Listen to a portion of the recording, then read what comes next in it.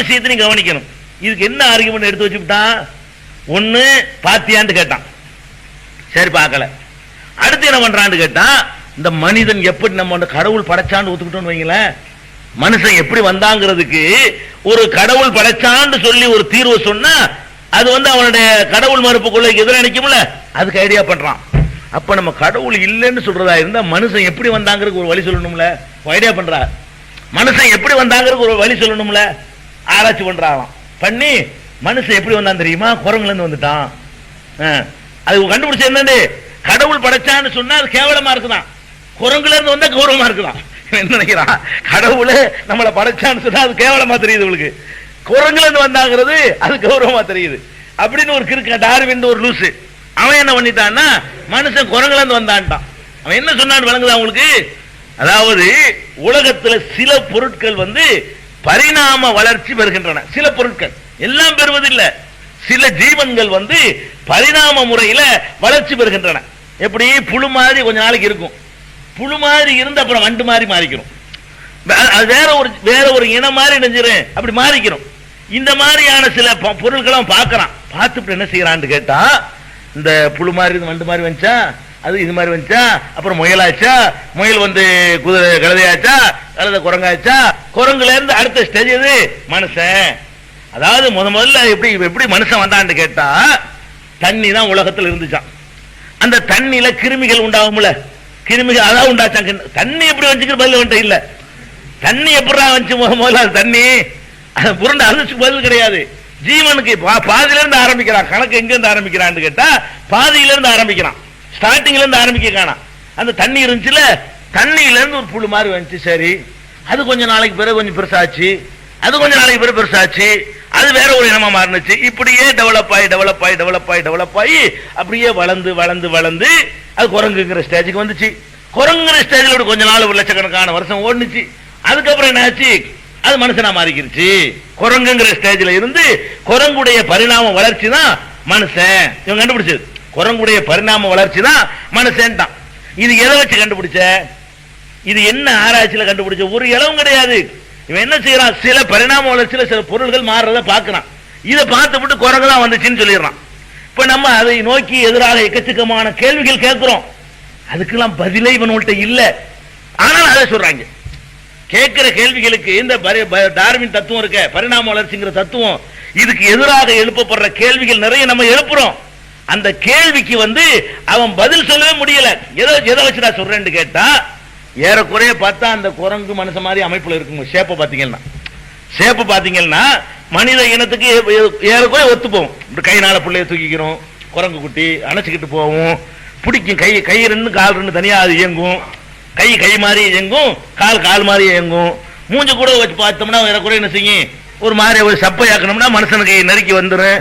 இந்த மாதிரியான அமைப்புகளை பார்க்கறான். பார்த்துவிட்டு இது கரெக்டா இருக்கு, இதுல இருந்து வரத்தான் வாய்ப்பு இருக்குது, இப்படிதான் அனுமானம் தான். இதுக்கு நெருக்கமா இருக்கிறதுனால இதுல இருந்து இது வந்திருக்கிறதுக்கு தான் வாய்ப்பு இருக்குது. இவர் இதுதான் கண்டுபிடிப்பே தவிர ஒரு குரங்கு அடைச்சி வச்சு மனுஷனா மாறினதை பார்த்துட்டு சொல்லல. விளங்குதா? இது சும்மா எப்படி தோற்றத்தை வச்சு சொல்றான். இப்ப நான் கேட்கிறேன், இந்த தோற்றம் தானடா மனுஷனை தீர்மானிக்கிறது? தோற்றம் தான் தீர்மானிக்குமா? மனுஷங்கிறதுக்கு மூளைதான் அடிப்படையான காரணம். நீ குரங்கு என்னதான் பரிணாம வளர்ச்சி அடைஞ்சு மனுஷ மாதிரி ஷேப்ல இருந்தாலும் மனிதன் தீர்மானிக்கிறதுக்குரிய சமாச்சாரம் என்னன்னு கேட்டா அந்த மூளை, பகுத்தறிவு. அந்த பகுத்து உணர்ற அறிவு இருக்கு பாருங்க, அதுல காட்டினான்னு சொன்னா அதை ஒத்துக்கலாம். பகுத்தறிவு என்னதான் பெரிய குரங்கா இருந்தா கூட பகுத்தறிவுக்கு உண்டுமா? சிந்திக்கிற அறிவு உண்டுமா? அது டெவலப் பண்ற அறிவு உண்டுமா? பேசுற அறிவு உண்டுமா? ஒண்ணுமே கிடையாது. அப்ப இன்னும் சொல்ல போனா மைனா கிளி இதெல்லாம் கூட பேசும், குரங்கு பேசாது. பேசுற குரங்கு பரிணாம வளர்ச்சிட்டாங்க. ஒவ்வொரு ஸ்டெப்பா வரணும். இந்த படி இப்படிதான் இதான் பரிணாம வளர்ச்சிங்கிறது. குரங்குல இருந்து மனுஷன் வர்ற நெசமா இருந்தா இந்த போய் பார்க்கிற குரங்கு இருக்குல்ல, அந்த குரங்கு இருக்கணும். அது பிறகு பேசுற குரங்கு ஒண்ணு இருக்கணும். அதுக்கு பிறகு அதாவது மனுஷனுக்கு அடுத்த ஸ்டேஜ் இருக்கு பாருங்க, அதுவும் உலகத்தில் இருந்துகிட்டு இருக்கணுங்கிற. பேசுற குரங்கு கொஞ்சம் உலகத்தில் இருக்கணும். பேசுறதோட கொஞ்சம் பாதி அளவுக்கு பக்கத்துல உள்ள குரங்கு கொஞ்சம் இருக்கணும். அதுக்கப்புறம் ஓரளவுக்கு மனுஷன் மூஞ்சிக்கு பாதிக்கு நெருக்கி வர்ற மாதிரியான அமைப்புல ஒரு குரங்கு இருக்கணும். அதுக்கப்புறம் வாழை இல்லாம போய் கம்ப்ளீட்டா அந்த மாதிரியான ஒரு குரங்கு இருக்கணும். முடிகள் எல்லாம் கொட்டி போய் மனுஷன் உடம்பு மாதிரி வச்ச ஒரு குரங்கு ஒண்ணு இருக்கணும். அதுக்கு பிறகு மனுஷன் இருந்தான்னு சொன்னா இந்த நெறிக்கு வந்துட்டானே, அடுத்தது இதானே சொல்லலாம். அடே குரங்குக்கும் மனுஷனுக்கும் 1.5 லட்சம் வித்தியாசம் சொல்லலாம். ஸ்டேஜ் பை ஸ்டேஜா கொண்டு வந்தீங்கன்னு சொன்னா 1.5 லட்சம் பரித்தரங்கள் இன்னும் இடையில இருக்குது. இவ்வளவு இடைத்து குரங்கு ஒரு ஸ்டெப்பை தாண்டிருச்சா, எப்படி அது வரும்னு கேட்டா அதுக்கு பதில் இல்லை. நான் கேட்கிறேன், குரங்கு ஒரு குறிப்பிட்ட காலம் வந்தோட மனுஷனா போச்சுங்கிறிய, அப்ப இன்னைக்கும் போய்கிட்டு இருக்கணுமா இல்லையா? நான் இன்னைக்கு அமெரிக்காவில் ஒரு 4 குரங்கு என்று மனுஷனாக மாறியது, குரங்கு ஒரு குறிப்பிட்ட காலம் வந்து மாறிக்கிட்டு இருக்கணும்லங்க. இப்ப மிருக காட்சியால வண்டூர்ல ஒரு 8 குரங்கு நேற்று மனிதனாக மாறிவிட்டது சொல்லணுமா இல்லையா? என்னைக்கு இந்த டார்வின் சொன்னா அன்னைக்கு இருந்து இன்னைக்கு தேதி வரைக்கும் ஒரு குரங்கு மனுஷனா மாறக்கான, எந்த ஒரு குரங்கு மனுஷனா மாறக்கான. உலகத்துல வரலாறு பதிவு செய்யப்பட்ட காலம் கிபி 1 சொல்லுவாங்க. கிறிஸ்துவுடைய காலத்துல தான் வரலாறு ரெக்கார்டு பண்ணப்படுது ஒழுங்காக. இந்த 2000 வருஷ காலத்துல உலகத்துல எந்த ஊர்லயாச்சு எந்த குரங்காச்சு மனுஷன் மாறி இருக்குதா? மாறிட்டே இருக்கணும்லங்க. அது நிறுத்தினவன் யாருன்னு, குரங்கு மனுஷனா மாறிச்சுன்னு சொன்னா ஒவ்வொரு குரங்குகளும் ஒரு குறிப்பிட்ட பருவம் அடைஞ்சவன மனுஷனா மாறிக்கிட்டே இருந்துகிட்டே இருக்கணும்ல. அந்த தொடர்ச்சி நின்று போச்சுங்கிறியப்பா. ஏன் நின்றுச்சு? அது நிறுத்தி வச்சவன் யாரு? அதுக்கு மேற்கொண்ட பரிணாம விஷயம் இல்ல. அப்படி பாக்குறோம். குரங்க விட்டுருங்க, ஒரு முயல் வேற ஒன்னா கழுதையா மாறினுச்சு. எந்த ஊர்லயாச்சு மாறக்கானா? ஒரு கழுதை எந்த ஊர்லயாச்சு குதிரையா மாறி போச்சா? மாறக்கானா திட்டு கழுதையா இருந்தது, போன வாரம் குதிரையா மாறி போச்சு. சொல்லு பாப்போம். எதுவும் மாறுற மாதிரி தெரியவே இல்லை. இவன் சொல்லக்கூடிய பரிணாமங்கிறதுலாம் இல்ல, ஒவ்வொன்றும் தனித்தனியாக படைக்கப்பட்டிருக்கு. இன்னும் சொல்ல போனா இந்த இவன் பகுத்தறிவாதி இருக்கான, இவனை விட ஒரு கேடுகட்ட ஒரு கூமுட்டை இல்லைன்னு சொல்லுவான். ஏன்னு கேளுங்க, ஆராய்ச்சி பண்றான். முயல் ஆராய்ச்சி பண்ணு, குதிரை ஆராய்ச்சி பண்ணு, ரெண்டுக்கு எத்தனை கோடிக்கணக்கான வித்தியாசம் இருக்கு தெரியுமா? நீ உயிரியல்ல போய் ஆராய்ச்சி பண்ணி பாத்தீங்கன்னு சொன்னா அந்த அங்க அவயவங்கள்ல இருந்து உறுப்புகள் செயல்படுற விதத்தில இருந்து பாத்தீங்கன்னு சொன்னா எக்கச்சக்கமான வித்தியாசங்கள் ரெண்டுக்கு மத்தியில் இருக்கிற காட்சியை பார்க்கலாம். இப்படித்தான் ஒரு ஜீவனுக்கு மறு ஜீவனுக்கு மத்தியில அவ்வளவு டிஃபரெண்ட் இருக்குது. பரிணாம வளர்ச்சி அப்படி இருக்காது. 100, 99, 98 அப்படி வந்துகிட்டு இருக்கணும். இது 1ல இருந்து அது 100ல இருக்குது. அவ்வளவு வித்தியாசங்கள் ஒவ்வொரு ஒரு ஜீவனுக்கு இன்னொரு ஜீவனுக்கு மத்தியில இருக்குது. இன்னும் சொல்ல போனா குரங்குடைய மூளை மனித மூளை ஆய்வு பண்ணி பார்த்தா சம்பந்தமே இருக்காது. குரங்குடைய மூளைக்கும் மனித மூளைக்கு நீங்க டெஸ்ட் பண்ணி பாத்தீங்கன்னு சொன்னா கொஞ்சம் கூட பொருத்தியே வராது. அது வேற இது வேற, இதுக்கு எந்த சம்பந்தம் இல்லை. இது மாறி இதுல இருந்து வந்திருக்க முடியாதுன்னு சொல்லலாம். ஓட்ட பார்த்துட்டு சொன்னா மூளையை பார்த்துட்டு சொல்லல. குரங்குடைய இதயம் மனுஷனுடைய இதயம் ரெண்டையும் போட்டு ஒப்பிட்டு ஆராய்ச்சி பண்ணி பார்த்தா ஒரு சம்பந்தம் இருக்காது. அதனுடைய இதய அமைப்பு பங்கன் வேற, எல்லாம் வேற வேற, மனுஷனுடைய வேற. இன்னும் சொல்ல போனா பன்றியுடைய இதயமாவது மனுஷன் இதயத்துக்கு நெருக்கமா இருக்குங்கிறான். ஆராய்ச்சி பண்ணி பார்த்துவிட்டு இதயத்துடைய அமைப்பை எடுத்து பாத்தீங்கன்னு சொன்னா பன்றி இருக்குல்ல, அதுவும் மனுஷன் ஒண்ணு. இன்னைக்கு உள்ள சயின்டிபிக்கா சொல்றாங்க பன்றியில இருந்து வந்தவன சொல்லிட்டு போ. ஏன்னா பன்றியுடைய இதயம் கரெக்டா மனுஷனுக்கு என்ன செய்யுது, ஒரு 90% ஈக்குவலா இருக்குது. எதிர்காலத்துல மனிதனுக்கு இதய மாற்று அறுவையில பன்றி இதயத்தை பொருத்துவதற்கான ஒரு அறிவியலை நோக்கி மனுஷன் போயிட்டு இருக்கான். இதயம் கிடைக்காதுல, கண்டான மாதிரி கொடுக்க முடியாது, கிட்னி மாதிரி 2 இல்ல, நமக்கு இருக்கிற இதயத்தை இன்னொருத்தர் கொடுக்க முடியாது. இதயம் அடிபட்டு போச்சு, அப்ப இதயம் வேணும்ல, இருக்கிறவனா கொடுப்பானா? கிட்னி தானம்னா கொடுத்துட்டு வந்துடுறான், 2 இருக்குல்ல, 1 கொடுத்துடலாமேண்டு. இதய தானம் கொடுப்பியா? கொடுத்த நீ போயிருவிய. அப்ப இதயத்துக்கு என்ன பண்ணனு? அதுக்கு ஆராய்ச்சி பண்ணி வேற ஒண்ணு இருந்தா தான் சரியா வரும். இதை செயற்கை இதயம்னு கண்டுபிடிச்சான். அதெல்லாம் சரியா வராது. அந்த பேஸ் மேக்கர்ங்கிறானே அதெல்லாம் சரிப்பட்டு வரல. கடைசி என்ன பண்றான்? பன்றி ஆராய்ச்சி பண்ணி வச்சுக்கிட்டு இருக்கிறான். இது 90% பொருந்தி வருது. இன்னும் கொஞ்சம் சில டெவலப் சில மாற்றங்களை செஞ்சோம்னா பன்றி அடுத்தடுத்து எடுத்து வச்சிடலாம். அல்ல அதுக்கு தான் திங்க கூடாதுன்னு சொல்லியிருக்கான்னு கூட நான் நினைக்கிறேன். இதெல்லாம் நாளைக்கு யூஸ் ஆகும் கண்டுபிடிப்பாங்க தான் தடுத்து வச்சிருக்கான் போல இருக்கு. அல்லாஹ் ரப்புல் ஆலமீன் வணங்குதா. அதே மாதிரி ரத்தம் இருக்குது. இந்த ரத்த தானம் எல்லாம் எதிர்காலத்தில் இருக்காது. ரத்தத்தை டெஸ்ட் பண்ணீங்கன்னு சொன்னா குரங்கு ரத்தம் தானே மனுஷனுக்கு ஃபிட் ஆகணும். இவன் டார்வின் சொன்னது நெசமா இருந்தா குரங்கு ரத்தம் தான் இருக்கிற ஜீவன்களே மனுஷனுக்கு பொருந்தி வரணும். பன்றி ரத்தம் பொருந்துது. ஆராய்ச்சி பண்றான். பன்றியுடைய ரத்தம் இருக்கு, மனுஷனுக்கு ஏற்றுவதற்கு ஒரு ரத்தம் ஏற்றுறதா இருந்தா மற்ற உலகத்து ஜீவன்கள்ல உள்ள ரத்தங்களை விட பன்றியுடைய ரத்தம் மனுஷனுக்கு ரொம்ப பொருந்தி வருதுன்னு சொல்லி இப்ப கண்டுபிடிச்சிருக்கான். இப்ப நமக்கு என்ன தெரியுது? பன்றி தான் மனுஷனுக்கு கொஞ்சம் நெருக்கமா இருக்கிற மாதிரி நம்ம பாக்குறோமே தவிர உள்ளமைப்புகளை வச்சு இவன் இந்த ஓட வச்சுக்கிட்டு மண்டை ஓட வச்சுக்கிட்டு சொல்லிட்டு இருக்கான். இந்த மண்டை ஓடு குரங்கு ஓடு இருக்க இந்த மண்டை ஓடு அமைப்பு வச்சுக்கிட்டு அதுல இருந்து வச்சுக்கிறான். உள்ளுக்குள்ள சரக்குகளை எல்லாம் பாத்தீங்கன்னு சொன்னா அந்த பன்றியுடைய லெவலுக்கு தான் இவன் நெருக்கமா இருக்கான. பன்றியோட தான் ரிலேஷன்ஷிப் ரொம்ப இருக்குது. குரங்கோட கிடையாது. இன்னும் சொல்ல போனா மனுஷன் தோலை இப்படி உரிக்க முடியாது, பன்றி தோலை உரிக்க முடியாது.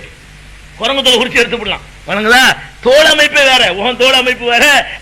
பன்றி தோல் அமைப்பு தான் மனுஷன் தோல் அமைப்புக்கு ஏறக்குறைய நெருங்கி வருது.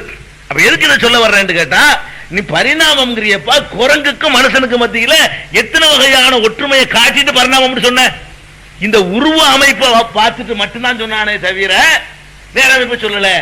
நாக்குடைய அமைப்பை எடுத்து பாத்தீங்கன்னு சொன்னா அது இந்த மைனாக்களும் கிளிகளும் இருக்குத, அந்த நாக்குடைய அமைப்போடு தான் மனுஷனுடைய அமைப்பு ஒத்து போகுது தவிர வளர்ச்சி கிளச்சி அடிக்கிறத வச்சு பாசம் வர்றது, இங்கிட்ட அடிச்சா அந்த பாசம், அங்கிட்ட அடிச்சா அந்த பாசம், எல்லா பாசையும் பேசுமே. அவ்வளவு எண்ணிக்கை ஆவச்சுக்கிறாது. இருக்கிற ஒரு 10 வார்த்தையை சொல்லி கொடுத்தீங்கன்னு சொன்னா அதே மாதிரி ரிப்பீட் பண்ணி உங்களுக்கு சொல்லிவிடும். ஒரு குரங்குக்கு சொல்லி கொடுக்க சொல்லி பார்ப்போம். நீ எந்த குரங்கையாச்சும் பேச வச்சிரு பார்ப்போம். இத்தனை வருஷம் பேசுறதுங்கிறதுக்கே நெருங்கி வரலையா குரங்கு மனுஷனுக்கு? அப்ப இது ஒரு கிறுக்குத்தனமான வாதம்.